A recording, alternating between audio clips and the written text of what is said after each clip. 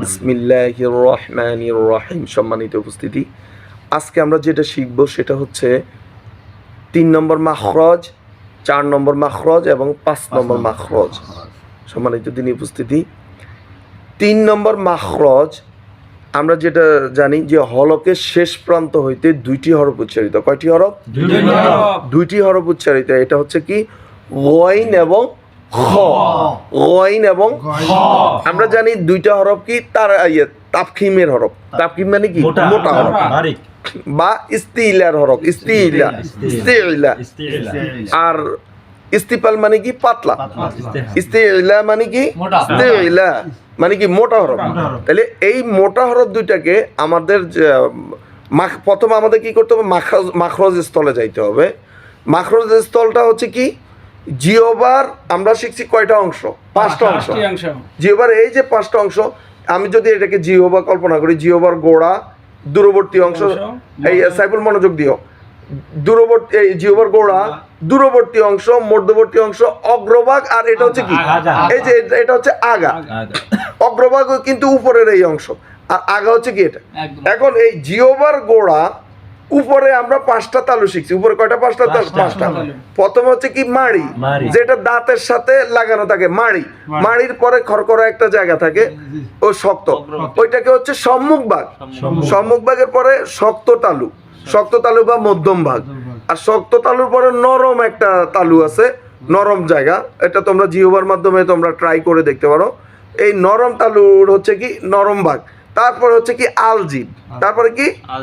আলজিব। এই যে 5টা ভাগ করা হয়েছে, এই 5টা ভাগের মধ্যে জিহ্বার গোড়াকে আলজিবের উপরে কি? নরম তালুর সাথে, এই নরম তালুর সাথে জিহ্বার এই এটাকে যদি আমি জিহ্বার গোড়া কল্পনা করি, এটাকে যদি আমি জিহ্বা কল্পনা করি, এটা হচ্ছে কি? জিহ্বার গোড়া। এই গোড়াটাকে উপরে নরম তালুর সাথে লাগাইয়া 2টি হরফ উচ্চারিত হবে। মানে এখন আমরা সংজ্ঞাতে বলছি কি? দূরবর্তী অংশ, হলকের দূরবর্তী অংশ। আবার বলতেছে কি? জিহ্বার গোড়া। এখানে একটু ডাউট লাগতেছে। এইটা বিষয়টা হচ্ছে কি? জিহ্বার গোড়া যেখানে, গোড়া বলতে কি? একেবারে গোড়া এবং হলকের শেষ প্রান্ত দুইটা কি? একই স্থান। এই জন্য বলা হয়েছে জিহ্বার গোড়া অথবা হলকের শেষ প্রান্ত যদি উপরের নরম তালুর সাথে লাগানো হয়, সেখান থেকে কয়টা হরফ আসবে? 2টি হরফ আসবে। একটা হচ্ছে কি? গইন। অনেকে বলে কি? গইন বলা যাবে না, কারণ হচ্ছে কি? গইন হরফটা হচ্ছে কি? মোটা হরফ।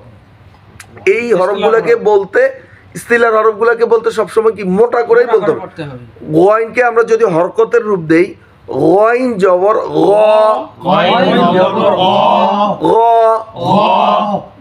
খেয়াল রাখতে হবে এই মোটা হরফগুলোর সাউন্ড সবসময় উপরে থাকবে। জের দিয়ে বলি, জবর দিয়ে বলি, পেশ দিয়ে বলি, সবসময় কি থাকবে? উপরে থাকবে। আমরা জানি মোটা করার স্তর কয়টি? 5টি। যদি মোটা হরফের উপরে জবর থাকে, তার সামনে আলিফ খালি থাকে, তাইলে এটা সর্বোচ্চ স্তরের মোটা হবে। যেমন ওয়াইন জবর হ্যাঁ। তারপরে যদি আমরা এটার সাথে শুধু জবর থাকে, আলিফ খালি না থাকে, মাদ যদি না হয়, সেক্ষেত্রে 2 নম্বর স্তর মোটা হবে। ওয়াইন জবর গ। তারপরে 3 নম্বর স্তর হচ্ছে গইন পেশ গু। গইন পেশ গু। এখন আমরা যদি গইন পেশ গু বলি, গু বললে কিন্তু জিনিসটা পাতলা হয়ে গেল। হরফটা কি হলো? পাতলা হয়ে গেল। তার্কিক হয়ে গেল। তার্কিক করা যাবে না, কারণ এই হরফের বেসিক্যালি সে কি? ভারী হরফ, মোটা হরফ। মোটা হরফের গুণ হচ্ছে কি? সে সাউন্ড দ্বারা পুরো মুখটাকে ভরে ফেলবে। ওয়াইন জবর গ, সাউন্ডটা মুখে ভরে ফেলবে, মুখ ভরে যাবে। ওয়াইন জবর গ, ঠিক আছে? মুখ ভরে যাবে। তারপরে গোয়াইন জের রি। ও, এখানে কথা হলো পেশ হচ্ছে 3 নম্বর স্তরে। 4র্থ স্তর হচ্ছে কি? সাকিন। যেমন সরি, হামজা গইন জবর আও, হামজা গইন জবর আও। এখানে যদি আগ বলি বা আও বলি, কলকলা হয়ে গেল। কলকলা হবে না। আগ বললে কি হইলো? তার্কিক হয়ে গেল। আগ বললে কি হইলো? তার্কিক হইলো। আগ এটা বললে কি? কলকলা হইলো। আমাদের এই 2টা ভুল খেয়াল রাখতে হবে, যাতে এই 2টা ভুল না হয়। আগও না হয়, আগও না, আগ বললো যাতে না হয়, এটা হবে কি আউ আউ, মানে হামজাটা কি পাতলা হরফ, হামজা পাতলা থেকে গয়নটা মোটা হরফ, পাতলা থেকে উপরের দিকে যাবে আর উপর থেকে ডাউন হবে না, আউ আউ। সবাই বুঝে গেছে? তারপরে সর্বশেষ স্তরের যে মোটা জের দিয়ে পড়া, ওয়াইন জের রি, রি। আচ্ছা, তাইলে এই 5টা স্তরে আমরা মোটা করে থাকি। আমরা যখনই কোরআনের মধ্যে পড়তে যাব, যখন জবর দেখব তখন 2 নম্বরের স্তরে মোটা করব। যদি জবরের সামনে আবার আলিফ খালি থাকে তাহলে 1 নম্বরের স্তরে মোটা করব। যদি পেশ থাকে 3 নম্বরের স্তর, সাকিন থাকলে 4 নম্বর, তারপর জেড থাকলে 5 নম্বর। তাহলে মোটার স্তর কয়টা আমরা বুঝে ফেলছি, তাই না? এখন আমরা শিখব খ দিয়া, খ জবর খ, এখানে একটা জিনিস খেয়াল রাখতে হবে, এই 3 নম্বর মাখরাজের যে 2টা হরফ, এদেরকে মাখরাজের স্থল, এই যে জিহ্বার গোড়া এবং উপরের নরম তালু, এটার সাথে মিলাইলে অটোমেটিকলি মোটাই হয়। যদি এটা পরিপূর্ণ না লাগায় তাহলে কিন্তু পাতলা হয়ে যায়। আমাদের যেটা করতে হবে, সবসময় মাখরাজের দিকে বেশি ফোকাস দিতে হবে।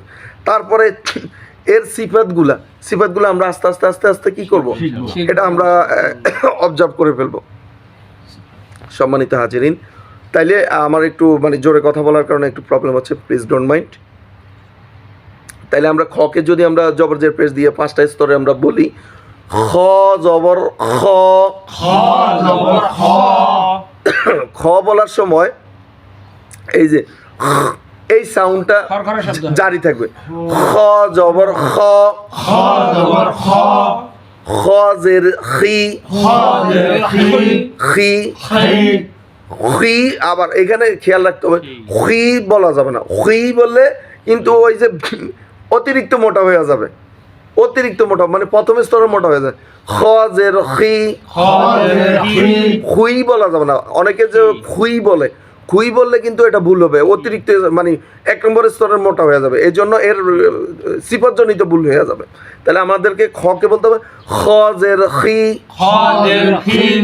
আচ্ছা, আর খকে যদি আমরা সাকিন করি, সাকিন করার সময় আমরা যেটা ভুল করি, এটাকে আমরা কি কলকলা করে ফেলি, আখ, এটা যাতে না হয় খেয়াল রাখতে হবে। এটা হবে কি আখ, আখ, আখ। সাইফুল বলো তো, হ্যাঁ গুড, আখ না আখ। হামজাটা কি হচ্ছে, হামজা হচ্ছে পাতলা হরফ, হামজা হচ্ছে কি পাতলা হরফ, হামজাটাকে পাতলা করতে হবে, বাট খ হচ্ছে মোটা হরফ, মোটা থেকে পাতলা দিকে আখ। এবার ঠিক আছে, গুড। আচ্ছা, এখন আমরা মনোযোগ দিয়ে শুনবো। 3 নম্বরের স্তরটা এটা গেল। আমরা যেটা ঘোলাই ফেলি 3 এবং 4-এর মধ্যে ঘোলাই ফেলি। আমরা বলছি কি জিহ্বাকে 5 ভাগে ভাগ করছে, গোড়া, দূরবর্তী অংশ, মধ্যবর্তী অংশ, অগ্রভাগ, আগা। এখন গোড়া থেকে 2টা হরফ গেল, গইন এবং খ। এখন দূরবর্তী অংশ জিহ্বার, যে আমি যদি হাতকে জিহ্বা কল্পনা করি, এই দূরবর্তী অংশ থেকে উপরের নরম তালুর সাথে মিলাইয়া একটি হরফ উচ্চারিত, সেটা হচ্ছে কি কফ, কফ। এখন এখানে আমরা যেটা বলি কফ, ভিতর থেকে বেশি ওই গোড়া থেকে বলে ফেলি, এটা করা যাবে না। এটাকে বলতে হবে কি দূরবর্তী অংশ আর নরম তালুর সাথে মিলাইতে হবে। তাইলে 4 নম্বর মাখরাজ, জিহ্বার দূরবর্তী অংশ উপরের নরম তালুর সাথে মিলাই, উপরের নরম তালুর সাথে মিলাইয়া একটি হরফ উচ্চারিত হয় কফ। কফ জবর ক, ক, কফ জের কি, কফ জের কি, কি, কি না কি, একটু মানে কি না, কিও হবে না, কি বললে কাফ আইসা যাবে। কফ জের কি, এই যে দূরবর্তী অংশটাকে নরম তালুর সাথে আগে লাগাবো তারপরে বলবো, আগে দূরবর্তী অংশটাকে লাগাবো তারপর বলবো। কফ জের এই যে এই যে এই যে কফ জের কি, এটাও যেহেতু মোটা হরফ, কফটাও কিন্তু মোটা হরফ, এটাকেও সেম ভাবে 5টা স্তরে কি করতে হবে, মোটা করতে হবে। ঠিক আছে, তাইলে এখন আমরা যাব এই 5 নম্বর মাখরাজটা কি, জিহ্বার দূরবর্তী অংশ উপরে নরম তালুর সাথে মিলাইয়া একটি হরফ উচ্চারিত, সেটা হচ্ছে কি কফ। কফটা কি মোটা হরফ। এখন আমরা 5 নম্বরে ইয়েতে যাব। 5 নম্বর মাখরজ। এই যে আমরা মাখরজ বলতে কিন্তু খ আসে। খটা কয় নম্বর মাখরজ? 3 নম্বর মাখরজ। তাহলে খ বলতে এই যে মাখরজ, মাখ বলা যাবে না, মাখ। আচ্ছা, এখন আমরা 5 নম্বরে ইয়েতে যাব। এই যে জিহ্বার দূরবর্তী অংশ বললাম না, এই জিহ্বার দূরবর্তী অংশ থেকে একটু সামনে অগ্রসর হবে। কোথায়? জিহ্বার দূরবর্তী অংশ থেকে একটু সামনে অগ্রসর হইয়া উপরের তালু 5টার মধ্যে নরম তালু এবং শক্ত তালুর এই যে সংযোগ স্থল, নরম তালু এবং শক্ত তালুর এই সংযোগ স্থলটার সাথে আমরা এই জিহ্বার দূরবর্তী অংশ থেকে একটু সামনে বাড়াইয়া ওই অংশটাকে মিলাবো। ওই অংশটাকে মিলাইয়া কি বলবো? একটি হরফ উচ্চারিত হবে কাফ। কাফ, কাফ জবর কা। এটা হচ্ছে পাতলা হরফ। এটা হচ্ছে কি? পাতলা হরফ। তারকিকের হরফ, ইস্তিফালের হরফ। ইস্তিলা না, ইস্তিফাল। ইস্তিফাল মানে কি? পাতলা। তারকিক মানে কি? পাতলা। তাফখিম মানে মোটা, তাফখিম। আচ্ছা, তাহলে আমাকে খেয়াল রাখতে হবে, আমি কোরআনে যেখানেই কাফটা পড়বো আমাকে পাতলা হচ্ছে কিনা, হরফটা পাতলা হচ্ছে কিনা। প্রথম আমাদের যেটা ফোকাস করতে হবে যে তার মাখরাজ কোথায়। মাখরাজ হচ্ছে কি? দূরবর্তী অংশ থেকে একটু সামনে বাড়াইয়া উপরে নরম ও শক্ত তালু। নরম ও শক্ত তালু উভয়টা আমাকে মিলতে হবে। উভয়টা আগে যদি মিলে তাহলে আমি আগে মিলাই এই যে এরকম আমার মুখের দিকে কাফ। অটোমেটিকলি কিন্তু মুখের পজিশন পাতলা হয়ে যাচ্ছে। কাফ, কাফ জবর কা। কাবজের কি। এই যে আমরা কবজের তি আর কাবজের কি, কিটা একদম স্পষ্ট ক্লিয়ার পাতলা হবে। আর কবজের কি বলতে যাইয়া ওই বলা যাবে না। ওই অনেকে ওই বলে ফেলে। এই কুইটা বলতে যাইয়া কি করে? ওই যে জিহ্বার গোড়ায় চলে যায়। গোড়ায় মানে কি? 3 নম্বর মাখরাজে চলে যায়। তাহলে 3 নম্বর মাখরাজে যাওয়া যাবে না। কবজের কি আর কাবজের কি। তাইলে আমাকে কাব বলতে কোথায় খেয়াল রাখতে হবে? মাখরাজে। আগে আমাকে লিসেন। আপনারা যখন প্র্যাকটিস করবেন চোখটা বন্ধ করে যে আমার মাখরাজের স্থলটা কোথায়। তাইলে মাখরাজের স্থল হচ্ছে কি? জিহ্বার দূরবর্তী অংশ থেকে একটু সামনে বাড়াবো, তারপরে উপরের শক্ত ও নরম তালু।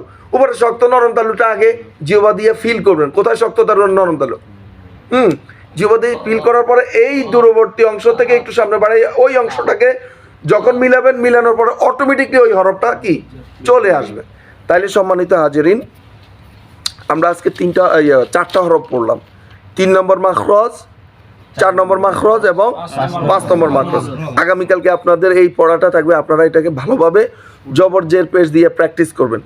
আর আমি একটা ছন্দের কথা বলছিলাম, আ ই উ আ আন আনি আনা মিনাল মুনি মা ই আন আনি আ আনি আ হামজা দিয়ে বলতেছি।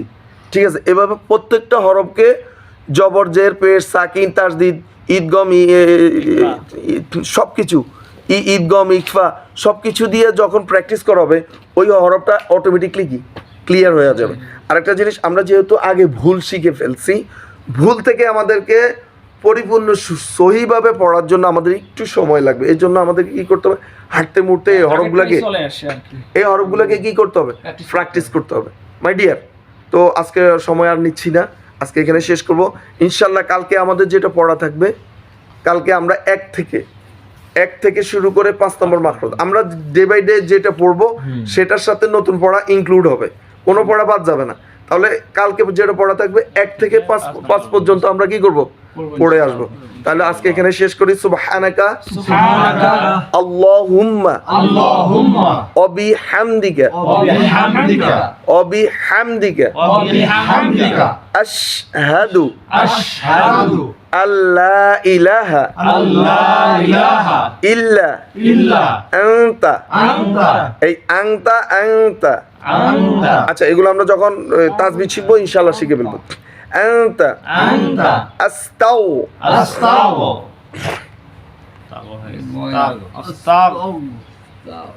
আচ্ছা, এখানে খেয়াল রাখতে হবে আস্তাগো যাতে না হয়, আস্তাউ।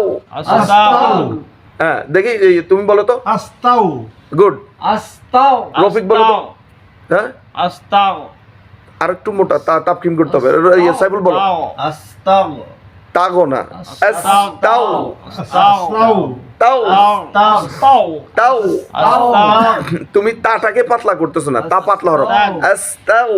আস্তাও। যদি পাতলা হরফকে পাতলা রূপ না দাও, মোটা হরফকে মোটা রূপ দেওয়া যাবে না। আস্তাও। তাগ না, তাগ বললে তো মোটা হইলো না। আস্তাউ। আস্তাও। তাও। তাও মানে উপরে গেলা, উপর থেকে আর নামলা না, উপরে থেকে নামলে কিন্তু কলকল হয়ে যাবে। আস্তাউ। আস্তাও। সাইফুল এটাকে ইমপ্রুভ করতে হবে। তোমার হচ্ছে আস্তাগফিরুকা ওয়া আতুবু ওয়া জবর কি ওয়া। আমরা যদি অতুবু বলি তাহলে কি হইলো? হামজা দিয়ে বলে ফেললাম ওয়া আতুবু ইলাইক। আসসালামু আলাইকুম ওয়া রাহমাতুল্লাহ।